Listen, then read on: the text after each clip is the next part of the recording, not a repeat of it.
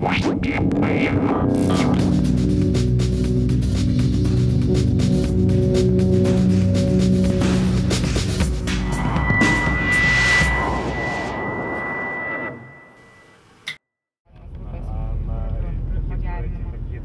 name is Erika.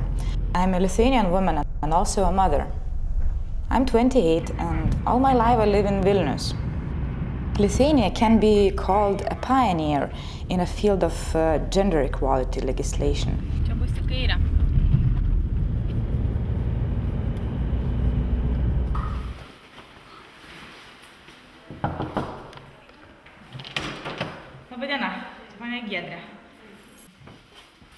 Mostly first women which started women's movement were here in Vilnius University.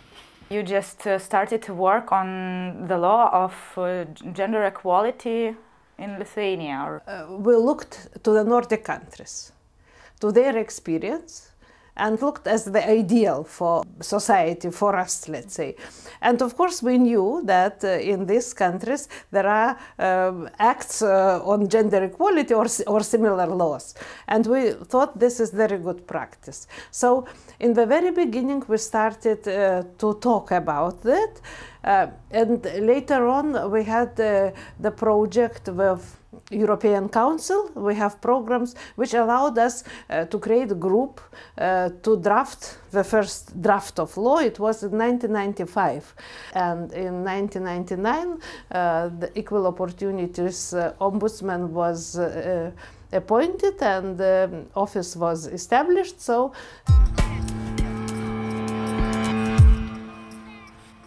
I have a son. His name is Emil.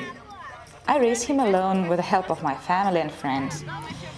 According to Lithuanian concept of family, the two of us are not considered as a family because I'm not married.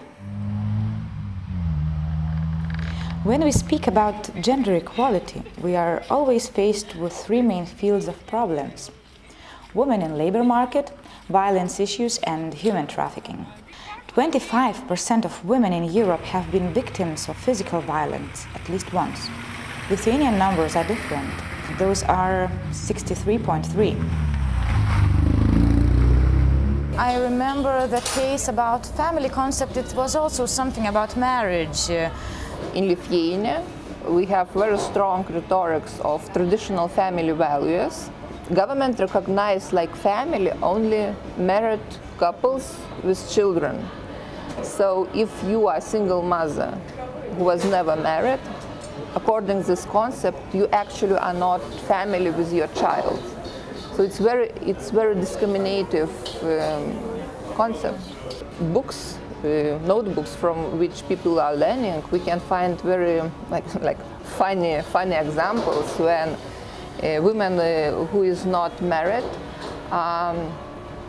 compared with zero. It means that if you are not married, you are like zero. But if you are married, it's the same, like the husband is one, and if you are zero next to one, you becoming 10. Yeah. So, and it's in school programs, so you can. In the school programs. Yes. It's quite easy to adopt laws, but it's very difficult to change people's mind, to change patriarchal attitudes, which are very, very deep and very strong in Lithuania. You see innocent things, they show these attitudes. For example, now we have an advertisement of a talk show or something on TV about just violence of men against women. And in advertisement, they don't ask why men beat women. No, they are asking for what? Už ką? For what? For what she is guilty that he is beating. So here you understand that he has right.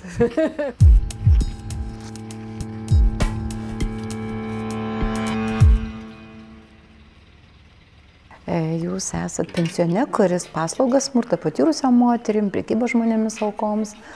Pas mus per metus vidutiniškai paslaugų yra suteikiama 1000–1200 asmenų. Pakankamai didelis skaičius.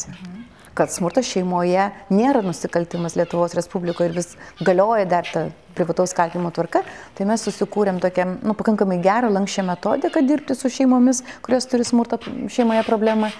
Yra žmonės, vyrai, kurie ateina ir kalba apie tai, kad nesupranta, kas darosi šeimoje, nes jie 10 metų gražiai gyveno, niekas jam nepasakė, kad smurtas, kurį jisai naudoja prieš moterį, yra blogai ir pati moteris niekuomet neišreiškia kažkokio nepasitenkinimo.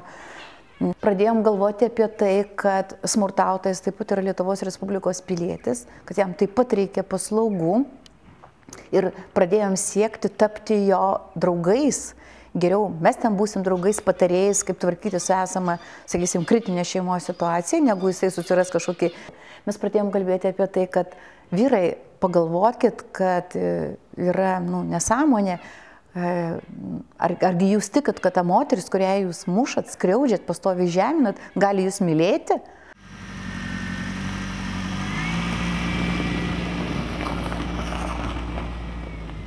What as a woman I can do in Lithuania?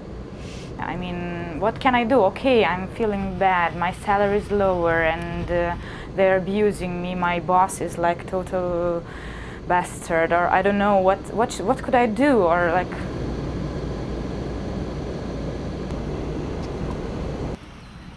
Su moterų teisų pažeidimais, apie grožio konkursus ir modelių sritį. Apie šios sritį labai mažai kalbama yra apie prekybą žmonėmis, bet jinai yra problema labai aktuali.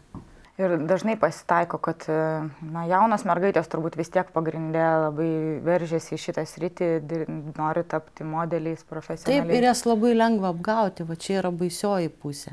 Kadangi aš jaunų mergaičių matau labai daug ir matau, kokia ta problema didelė, dėl to ir kilo ta idėja, kad reikia kažką daryti. Jos iš tikrųjų yra naivios dar, jom įtikinti, kad tu išvažiuosi, tavęs laukia dideli pinigai, tai mergaitės, aišku, pagal save vertina, kad ten negali būti kažko baisausios, tiesiog. Ir tai, ten, žodžiu, kaip ten toliau viskas vyksta, ta prasme, bet patikėjęs tokiu konkursu, bandai važiuoti ir pasirodyti. Ir būna taip, kad sukūriami konkursai po priedangą, kad suorganizuoti šou, pakviesti turtingų vyrų, iš mergaičių timami pasai, sakykim, tai ir pilnametės gali patekti.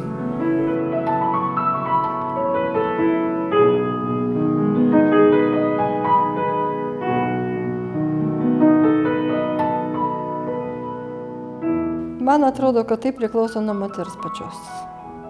Ar jie gerbia ar negerbia. Jeigu moteris pati save gerbia, tai man atrodo, kad ir aplinkiniai gerbs.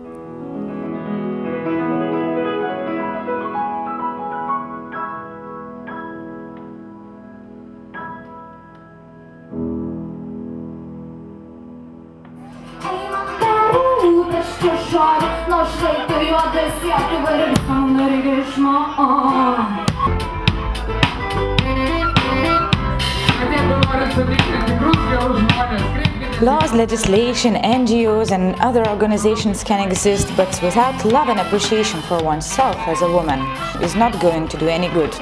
First, you have to look inside yourself, find inner freedom, cross the boundaries and get out of the box.